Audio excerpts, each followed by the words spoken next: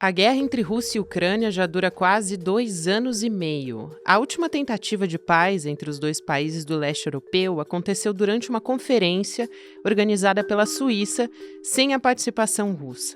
Mesmo ausente, o presidente russo Vladimir Putin disse que está pronto para negociar o fim da guerra, desde que a Ucrânia retire as tropas dela de 4 regiões ucranianas reivindicadas por Moscou.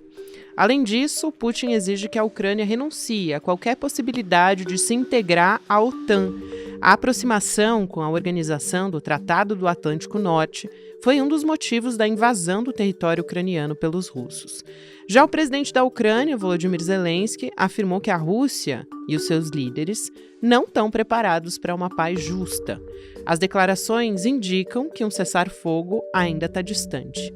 Apesar dos números oficiais mantidos em segredo, tanto por Kiev quanto por Moscou, as estimativas sugerem que mais de 700 mil pessoas morreram direta ou indiretamente pelo conflito. Quarta-feira, 19 de junho de 2024.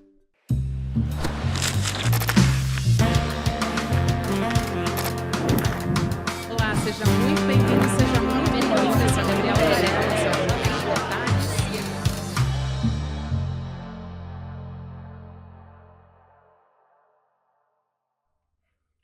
Olá, seja muito bem-vindo, seja muito bem-vinda. Eu sou a Gabriela Varela e você já sabe, esse é o Videocast em Detalhes e aqui sempre com um convidado ou uma convidada a gente analisa uma temática, uma notícia importante do momento. Hoje a gente vai falar sobre o papel do Brasil nesse conflito entre Rússia e Ucrânia, que já dura mais de 2 anos e meio. Eu vou conversar com o professor Rubens Duarte, que é coordenador do Lab Mundo, Laboratório de Análise Política Mundial, sobre a guerra, justamente. Professor, obrigada por aceitar nosso convite. Seja muito bem-vindo, Rubens. Prazer te receber. É um prazer enorme estar aqui, Gabriela, falar com vocês. E um abraço também a todas e todos que nos ouvem. Vamos começar, então, por esse básico, mas eu queria dar uma contextualizada, talvez, para as pessoas que estão nos acompanhando entenderem, né? Que o Brasil e a China, eles apresentaram uma moção conjunta no final de maio, ressaltando pontos para a resolução desse conflito. E aí, agora em junho, a Rússia não participou dessa cúpula de paz, que é justamente o principal assunto que a gente vai discutir aqui, que aconteceu na Suíça, e o presidente Lula optou por enviar uma embaixadora como observadora para acompanhar a cúpula. A China não mandou nem representante. E aí, no fim das contas, diversos países também não assinaram, né? A Índia, a África do Sul, a Arábia Saudita, enfim, BRICS não assinou. O Brasil, que atuou só como observador, também não. E aí o encontro terminou sem um consenso. Aí eu te pergunto para a gente entender, primeiro, por que o Brasil não assinou? E não é exatamente uma surpresa, né? E aí você vai poder explicar muito melhor do que eu, porque não é uma surpresa. E na prática, essa cúpula de paz, ela tem algum resultado prático? A gente caminha para algum resultado ou não? É uma excelente pergunta. Eu acho que, para começar, a gente tem que entender que essa cúpula de paz, apesar do nome, né, ser cúpula de paz, na verdade não é bem uma reunião que busca a solução do conflito. Para você resolver o conflito, você tem que colocar as duas partes, né, as duas partes que estão brigando na mesa para negociar. No caso, foi uma conferência de arrecadação para a Ucrânia. E foi esse o motivo utilizado pelo Brasil e por outros países também para não enviar presidentes ou então chanceleres para essa reunião. Entendimento que essa reunião, essa cúpula, na verdade só estava querendo arrecadar dinheiro para a Ucrânia, o que de fato foi o que se viu. Né? Então o Brasil enviou uma embaixadora como observadora para ficar em bons termos, para dizer que não enviou ninguém, mas usou isso como desculpa para não assinar o documento final. É claro que o Brasil, apesar de ser observador, se fizesse uma força, poderia estar lá assinando o documento final, poderia endossar o documento, e escolheu ainda assim não fazer. Então, o resultado prático foi revelado, né, que não existe um consenso mundial sobre essa guerra, uma coisa que nós já sabíamos, e um desgaste, digamos assim, do Zelensky, que não conseguiu arrecadar tudo que ele gostaria. Houve algumas tentativas de cooperação militar, de envio de equipamentos militares, isso vai acontecer, inclusive retomando a frota aérea da Ucrânia, mas não atingiu os objetivos iniciais do Zelensky. Isso gerou uma certa frustração e hoje a gente viu, por exemplo, o Biden reforçando que a Ucrânia só vai entrar na OTAN se vencer a guerra. O que é uma declaração óbvia. É claro que se a Ucrânia perder a guerra, não entra na OTAN. Todavia, tem um peso simbólico do presidente dos Estados Unidos, logo depois dessa cúpula, fazer uma declaração dessa. Então, a gente vê que a Conferência de Paz ocorreu, foi para arrecadar fundos para a Ucrânia, conseguiu arrecadar alguns fundos sim, todavia não atingiu o objetivo de apoio limitado à Ucrânia e, enfim, isso obviamente vai ter o seu respaldo, vai se refletir na campanha militar. Sem dúvida, eu também queria entender melhor e ajudar as pessoas a entenderem o que é esse documento que foi tão ressaltado, né? Porque foi dito que é necessário um respeito à Carta da ONU. E a gente tem acompanhado, enfim, esse conflito já tem mais de 2 anos e meio, né? Então, de fato, tem diversos pontos aí a serem observados, como, por exemplo, o ponto das crianças, que eu acho que é um dos principais.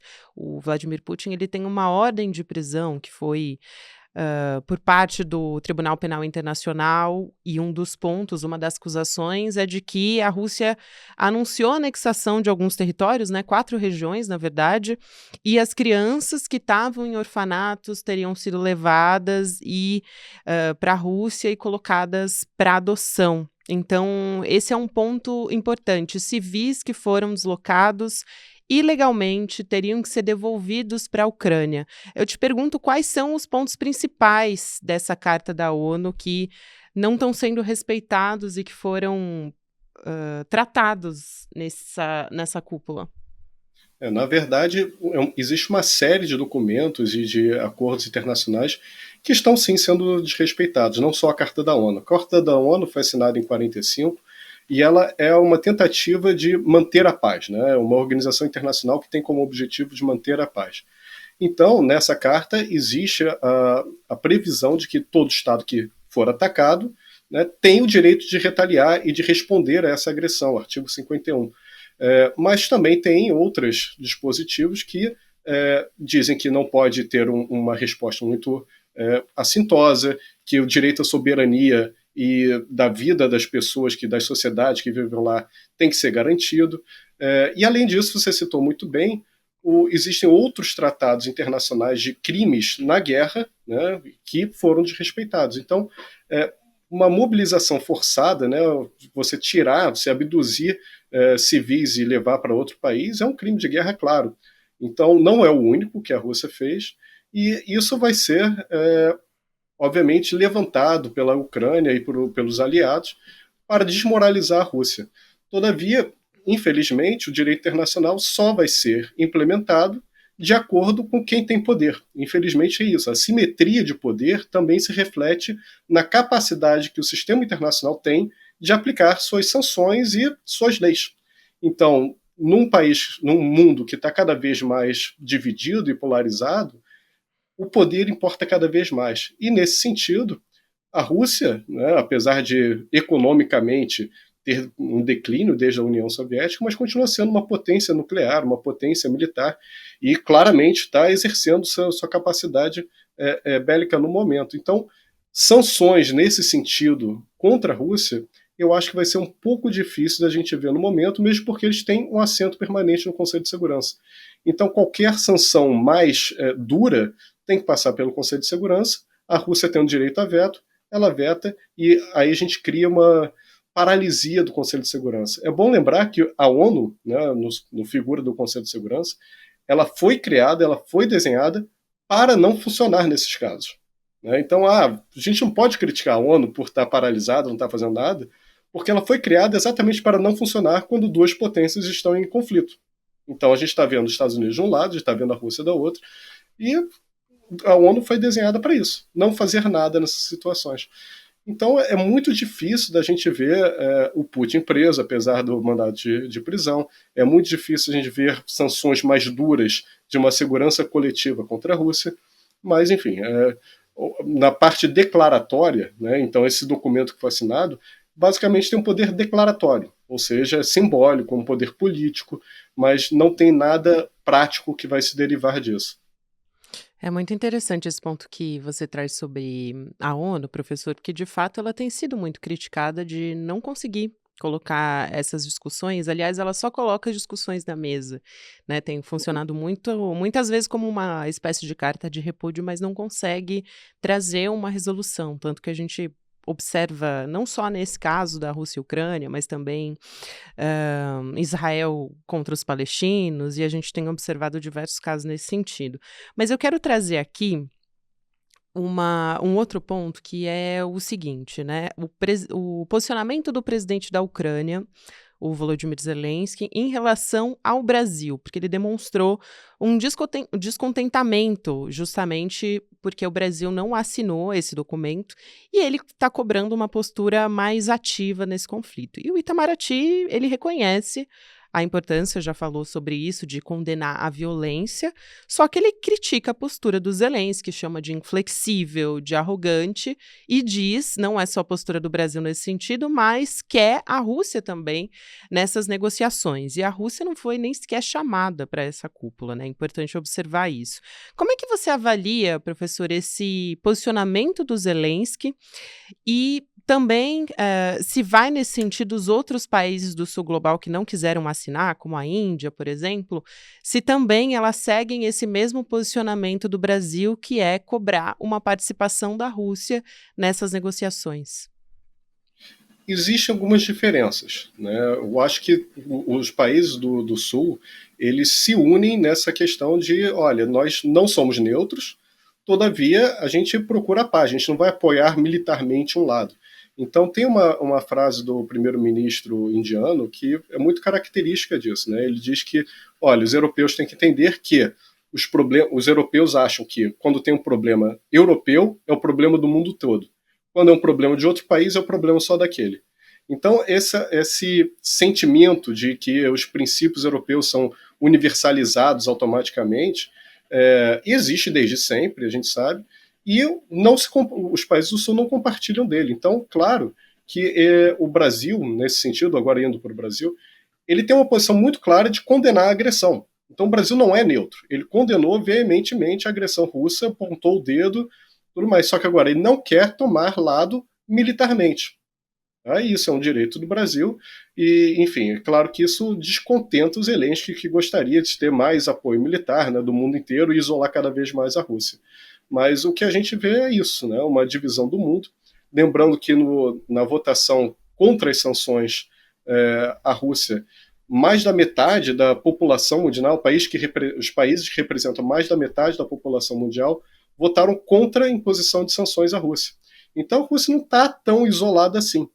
Existe uma condenação, existe um desconforto em relação a esse conflito, deseja a paz, deseja o diálogo, todavia esse diálogo não está acontecendo. É bom lembrar também, se eu tivesse tempo, Gabriela, Claro. que a Turquia ela mediou conversas lá no início entre a Rússia e a Ucrânia.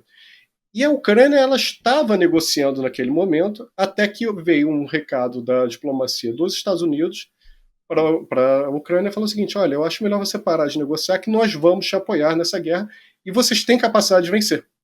E foi ali que o diálogo retrocedeu. Porque a Rússia ela vem colocando condições desde dezembro de 2022, fez isso em dezembro de 2022, depois em maio de novo, e agora mais uma vez, né, obviamente, na véspera da Cúpula da Paz, ela rolou quais seriam as condições dela para terminar com o conflito. Um motivo político, claro. Né? Mas agora, está claro que a Rússia ela tem vontade de terminar o conflito com condições que a Ucrânia não quer aceitar. E isso, enfim, mas isso é claro. Mas há também um esforço dos Estados Unidos de forçar que a Ucrânia não aceite esses termos, porque não interessa. Então, enquanto houver dois estados, né, inflexíveis em suas posições, a guerra vai continuar. E nesse lado a gente tem que entender a Ucrânia também, porque as condições que a Rússia impõe é a perda de território, não só da Crimeia, que foi tomada lá atrás, como dessas novas regiões que também foram dominadas e fizeram um plebiscito, né, que a gente pode questionar a veracidade, a validade deles, mas houve um plebiscito perguntando se elas gostariam de se tornar independentes e disseram que sim. Então, esse impasse está muito longe no momento de ser resolvido. A ver, né? Porque as coisas no mundo às vezes também trocam da noite para o dia e aparece alguma coisa e eles mudam de ideia e começam a negociar. Mas no momento a gente está vendo os dois lados se armando. Do lado ucraniano, novas armas estão sendo enviadas, novas aeronaves, e no lado da Rússia ele visitou agora a Coreia do Norte, buscando também munições. Então a base industrial de defesa russa se mostrou muito capaz de suprir esse esforço de guerra. Inclusive, os países ocidentais subestimaram a Rússia nesse sentido. Mas, vendo que o conflito está se estendendo, a Rússia também negocia com a China, negocia com a Coreia do Norte. Então a gente está vendo dois países se preparando para que o conflito dure mais tempo. Vamos ver como é que fica. É. E o Vladimir Putin, ele tem exigido a rendição, né, antes de qualquer negociação. Então, esse é um ponto importante também, sem contar que tem todas essas questões políticas. Mas você tocou num ponto, professor, sobre o armamento militar, que é o que eu quero saber aqui com você. E outro ponto é o papel-chave dos Estados Unidos nessa história, não só nessa história, mas também, por exemplo, em relação a Israel e a armar esses países e esses conflitos continuam. Então, parece que os Estados Unidos teriam um papel fundamental para que se chegasse a algum tipo de negociação de paz. Tem uma responsabilidade nisso também. Agora, o quanto essas tensões militares e nucleares está preocupando em relação a isso? A gente tem, por exemplo, a Ucrânia tem falado diretamente com a OTAN, né? O chefe da OTAN, inclusive, defende mais armas para a Ucrânia e que a China também pague por um apoio à Rússia. Então, eu queria te ouvir nesse sentido do quanto a OTAN também está criticando e incentivando, né, a fornecer mais armas à Ucrânia e o quanto isso influencia na continuidade desse conflito. A OTAN é uma aliança militar, né, que inclui os Estados Unidos e os países europeus, só que os Estados Unidos têm um poder decisório, né, tem uma influência sobre ela muito grande. Então, se os Estados Unidos e os países europeus são favoráveis à continuação do conflito, apoiando a Ucrânia, pode ter certeza que a OTAN vai no mesmo sentido. O que assusta, talvez, seja a nova retórica nuclear. Porque a gente tem, desde os anos 60, um regime internacional de não proliferação e desarmamento. Então, lá atrás foi prometido que os países que não têm armas nucleares não iriam buscar ter, e os países que têm iriam se desarmar. Isso nunca aconteceu, pelo contrário, desde Trump a gente está vendo uma nova corrida nuclear, não só dos Estados Unidos, mas da China e da Rússia também.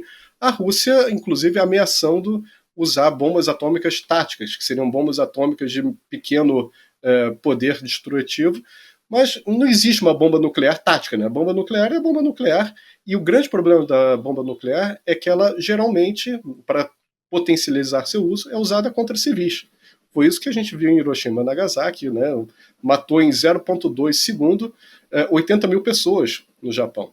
E a arma nuclear também tem a capacidade de ter o seu efeito durando ao longo do tempo, e você não consegue precisar onde ela fica, porque a radiação e a nuvem ela pode ser levada pela chuva, pelo vento para outras regiões. Então, é uma arma muito condenada pelo seu poder destrutivo e pelas suas consequências de longo prazo também. Então, a gente vê um novo movimento de se rearmar nuclear, de fato assusta, e, enfim, deveria ser condenado, deveria ter um esforço para parar. Por enquanto, o regime internacional não está sendo capaz de fazer isso. Pelo contrário, o regime internacional que foi montado lá atrás nunca cumpriu o seu papel de desarmamento, mas agora está pior porque a gente está vendo o regime sendo desmantelado em uma nova corrida nuclear. Eu tenho uns dados, por exemplo, da OTAN, que foi passado pelo chefe da OTAN, né, que é um aumento, o Stoltenberg que diz, né, que 23 países aliados vão gastar esse ano 2% ou mais do PIB em defesa. Então, é esse nível de preocupação que a gente está falando aqui. E é uma escalada, né, um tanto quanto silenciosa nesse sentido. Eu não vejo tanto a gente discutindo o quanto esse armamento preocupa, principalmente do ponto de vista nuclear, né? Mas é um ponto importante essa escalada silenciosa de tensão nuclear entre os países, que está sendo uma preocupação. Eu queria também, para a gente ir encaminhando para o final da nossa conversa, Rubens, te perguntar o quanto a gente pode ter, de fato, daqui a algum tempo, um processo de negociação de paz. Porque me parece que a Rússia fez já as suas exigências, o Zelensky me parece bastante inflexível e tem tratado até de maneira um pouco hostil, por exemplo, o Brasil, que tem se colocado nessa negociação de forma. A gente até já falou sobre isso, né? Ele condena a violência, mas diz que os dois países precisariam sentar na mesa para fazer essa negociação. Agora, ele basicamente cobrou a posição do Brasil, dizendo que precisaria ser um país civilizado. Então, assim, são palavras bastante duras, né, em relação ao Brasil e ao Itamaraty.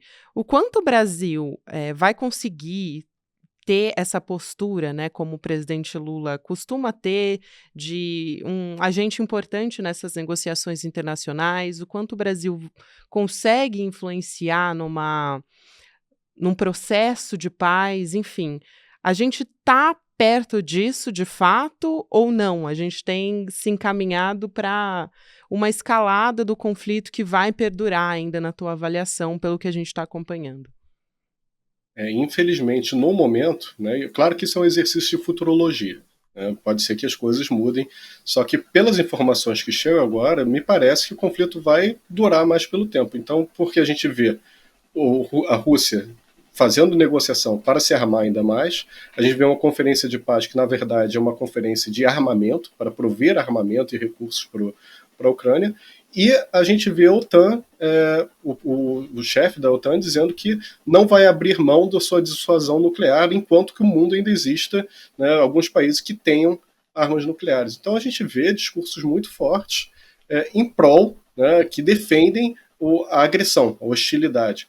Me parece que é muito difícil a gente reverter isso de um modo muito rápido. Então isso deve pelo menos levar algum tempo para se dissipar. Quanto tempo? É incerto, mas não vejo nenhum sentido, nenhum movimento no sentido contrário. Enquanto isso, o Brasil ele tem essa tradição de se mostrar prestativo para fazer pontes, para criar diálogo. Sim. O Brasil gosta a diplomacia brasileira tem essa tradição. Tentou fazer isso com o acordo de Teherã, né, com aquele acordo tripartite para solucionar a questão nuclear iraniana, que acabou não sendo aceito pelos Estados Unidos, que se sentiu um pouco desrespeitado por não ter sido incluído na negociação. Só que me parece que, no momento, o Zelensky não tem menor interesse de dialogar e muito menos que o Brasil seja um mediador, porque o Zelensky não percebe o Brasil como aliado e, de fato, o Brasil não é um aliado. O Brasil tem lado, porque condenou a Rússia, porém também não quis ser melhores amigos do Zelensky.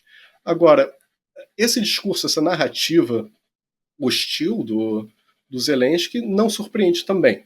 Primeiro, porque existe essa tradição do fardo do homem branco, né, da missão civilizatória europeia, que gosta de se ver como civilizado e o resto do mundo como bárbaros. Então, historicamente, não surpreende. Mas também temos que observar que o Zelensky ele foi muito criticado nessa conferência por estar muito explosivo. Ele foi hostil também com outros chefes de Estado, com outros negociadores, e claro que isso é uma fofoca diplomática, né, mas agora a gente viu que uma crítica muito forte ao Zelensky nesse sentido. O que já vem de um desgaste de anos que o Zelensky vem sofrendo. Então, quando houve o ataque, tentaram pintar o Zelensky de o grande estadista, o cara que peita Putin, por aí vai. Só que em pouco tempo já vieram algumas notícias que o Zelensky é corrupto, o Zelensky não está conseguindo cumprir suas promessas, e agora vem essa notícia que Zelensky é explosivo. Então, não surpreende ele utilizar esse vocabulário contra o Brasil. O que me surpreende é ele usar também para outros países, ainda que seja nos bastidores, porque são os aliados, ele depende desses países. Se não tivesse a Europa e os Estados Unidos apoiando a Ucrânia não teria como fazer frente à Rússia. E, apesar disso, o Zelensky se mostra impaciente, até com seus aliados militares. Justamente. Só para a gente fechar aqui de informação certa aqui, a gente teve dos 92 países, 12 que não assinaram essa declaração final, que é justamente essa cúpula de paz que a gente está conversando aqui, incluindo Brasil, Índia, África do Sul, os membros do BRICS, né? Que são formados também pela Rússia e pela China. Mas Então, bom lembrar também, Gabriela, se puder, diga. Claro. Que são 90 participantes, só que o mundo tem quase 200. Isso, importantíssimo. Então, muita gente não participou também. Importantíssimo. E aí a gente terminou sem um consenso também essa história e a gente vai continuar acompanhando esses desdobramentos. Professor, quero muito te agradecer aqui, o professor Rubens Duarte, que é coordenador do Lab Mundo, Laboratório de Análise Política Mundial. A gente conversou aqui sobre a continuidade, né, desse conflito entre Rússia e Ucrânia, e mais esse capítulo que foi essa cúpula de paz, que no fim das contas, né, não foi bem uma cúpula de paz, como o professor acabou de explicar aqui. Obrigada Exatamente. por esclarecer. Quero te agradecer muito e seja sempre muito bem-vindo aqui ao ICL em Detalhes também. Olha, Gabriela, eu adorei, muito obrigado pelo convite. Espero que todos e todas tenham gostado. E aguardo novos convites. Gostaria muito de voltar aqui para conversar um pouquinho mais sobre assuntos internacionais. Já está convidado. Até mais. Obrigada. Gente, antes de encerrar aqui esse videocast em detalhes, eu quero lembrar vocês que a gente tem a programação do ICL de aulas nessa semana também. A gente vai ter um webinário do ICL que é o Apocalipse Tecnológico, as estratégias de manipulação que viciaram o mundo e enriqueceram as empresas de tecnologia. Uma aula que é gratuita com Adam Alter, que é um dos maiores especialistas na relação humana e tecnologia. Vai ter moderação do Eduardo Moreira e vai trazer fatos científicos que escancaram essas raízes da dependência tecnológica que a gente tem. Então você vai entender como é que a tecnologia influencia, controla comportamentos, emoções e tudo isso. E também descobrir como é que você usa a tecnologia a seu favor nesse caso, né? Então, esse evento que vai ser online, gratuito, vai acontecer no dia 7 de julho, que é um domingo, às 8 horas da noite, em breve. Você pode garantir sua vaga nessa aula que é gratuita, inédita, online, com Adam Walter em indetalhesicl.com.br para você poder assistir. Obrigada a você que me acompanhou até aqui. Lembrando, a gente está todos os dias no YouTube ao vivo, de segunda a sexta-feira. Para quem prefere acompanhar em qualquer momento do seu dia, você pode ouvir nas plataformas de áudio também.